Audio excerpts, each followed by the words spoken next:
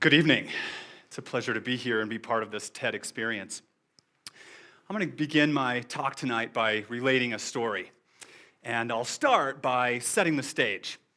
So this is a story about me, and the year is 1983. Yes, I'm that old.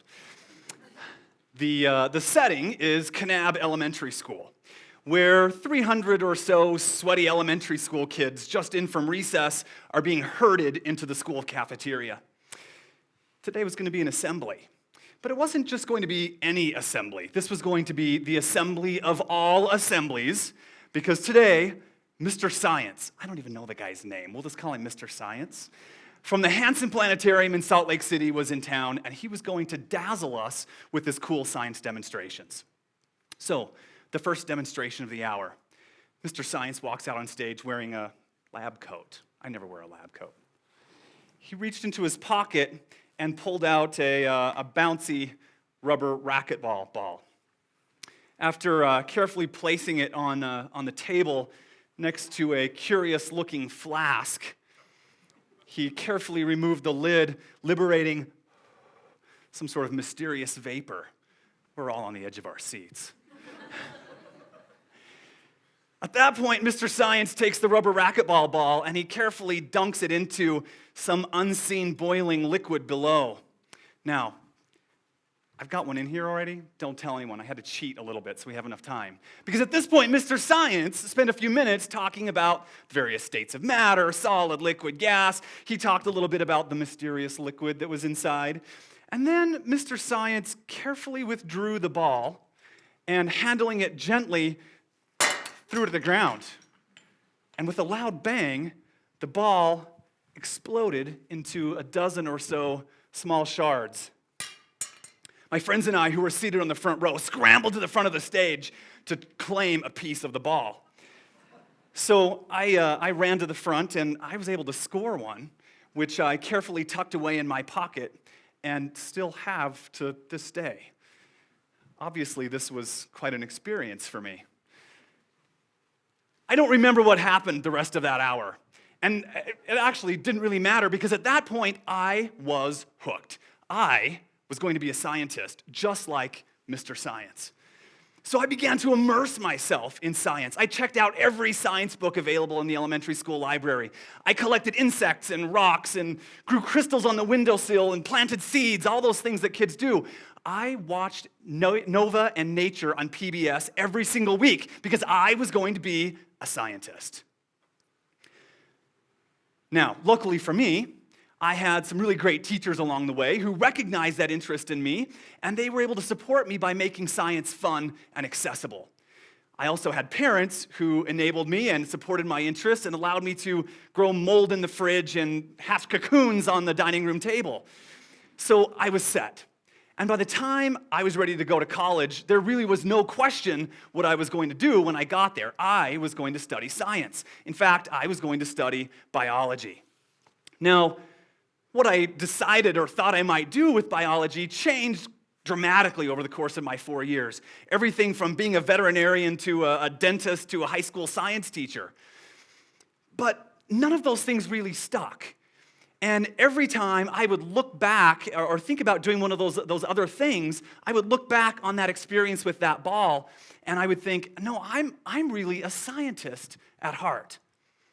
Well, fast forward, and 3 academic degrees in the sciences, multiple published peer-reviewed papers, 13 or so years of college science teaching behind me, and I can still remember that formative experience in my life.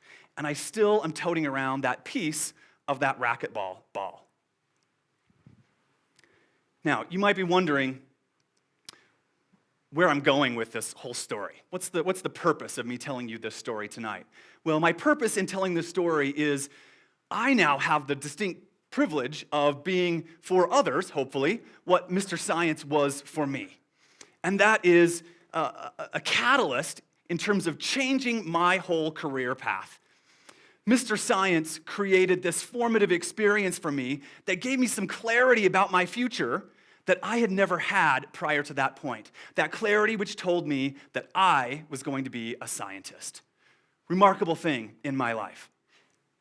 Now, science, technology, engineering, mathematics, while still popular as majors, we've got a problem in this country, and that problem is that if we look here in the United States at the number of students pursuing STEM careers, by the time that the average American group of students reaches the 4th grade, fully 30% of those individuals have completely lost interest in these areas, science, technology, engineering, and math.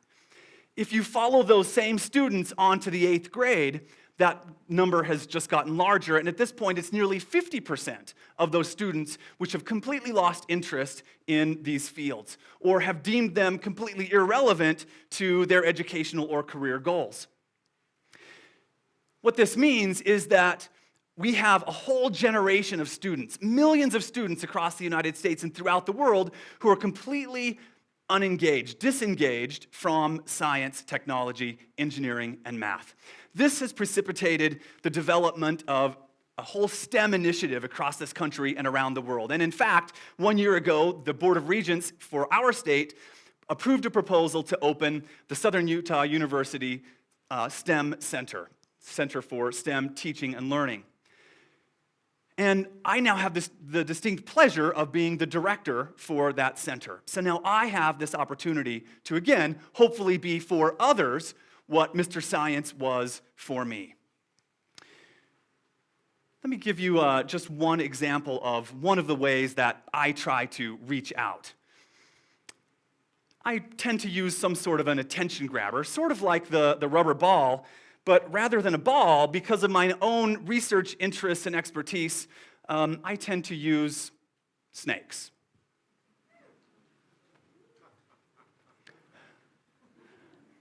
Thank you, sir. So with a snake around my neck, I can easily get the audience's attention, kind of like I have yours. And with the snake comfortably around my shoulders, I now have an opportunity to share a little bit about the basic biology of this beautiful animal. For example, this is a boa constrictor. Boa constrictors are arboreal or tree-dwelling snakes native to the New World tropics. As their name suggests, boa constrictor, boas dispatch their prey using constriction. Now, we used to think that constriction caused the prey animal to suffocate. But actually, some more recent evidence suggests that what's really happening is there's such a tremendous rise in the blood pressure due to the constriction that the animal dies from a heart attack rather than suffocation, which seems like a better way to die, but you'd have to ask a rat to be sure. Now, snakes in and of themselves are pretty interesting, but there's a lot more here than meets the eye, and to some degree, that's really the crux of what I'm trying to say tonight. With this snake around my neck as a hook, I can share all sorts of interesting tidbits with the students. For example, a close relative of this snake has been used as a model organism to help us learn about digestion and metabolism. Venom from snakes has been used for a whole variety of things, including as a physiological probe to help us understand how the nervous system works. Or specific proteins from snake venom have actually been used as models for drug design for the manufacture of pharmaceuticals, for the treatment of things as diverse as blood clotting disorders and heart disease. Snakes have also been useful in helping us to understand predator-prey dynamics and how introduced species influence ecosystems. So you see, it's not really about the snake at all. Instead, it's about using the snake as a hook to remind those kids that they really are interested in science, technology, engineering, and math, and that it really is worth their while to study those fields despite the difficulties that they might encounter. So it's all about reminding kids how cool science can be and getting them hooked. So, obviously, this Mr. Science experience was a very formative one for me, and one that I've been able to reflect back on over and over again. Again, that experience which has told me that I was born to be a scientist. Now, I'm not naive enough to think that everybody in the world needs to be a scientist, and I'm not advocating that at all. What I am advocating is that those individuals, those students who are naturally drawn toward the STEM fields, need to have better support so that somewhere along the line, between 4th grade and graduating from high school, they don't forget. Not everybody needs to be a scientist or an engineer, but those that are interested, I guess, in those fields need to be supported. The other sort of take-home, I guess, is that we need to do a better job at helping individuals who are not drawn toward the STEM fields understand that a basic level of scientific literacy is critically important if individuals are going to be able to make logical decisions living in this increasingly complex and data-driven world. So, my take-home message for tonight, 3 things. Number 1, if you're one of those individuals who used to be drawn toward the STEM fields and has somewhere lost your way and forgotten that passion that you once felt, I would encourage you to go back and reconsider those interests, because there are a multitude of very interesting and very stimulating, rewarding careers awaiting you there.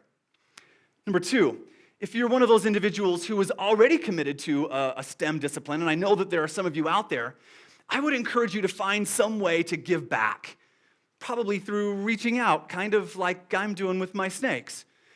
Find a scout group to mentor, volunteer at a local school, tutor someone who's struggling with math and science concepts. Find some way to support the up-and-coming generation like hopefully someone did for you. And number 3, if you're like the majority of people and you're not naturally drawn toward the STEM disciplines, it's okay, you and I can still be friends. But my take-home message for you is try to find your own way to reach out and to give back. Who knows what may become of it? You may be supporting or stimulating an up-and-coming artist or judge, businessman, who knows? But I can virtually guarantee you that not only will the individuals who you're helping and supporting be rewarded, but you will as well. You won't regret it. Thank you.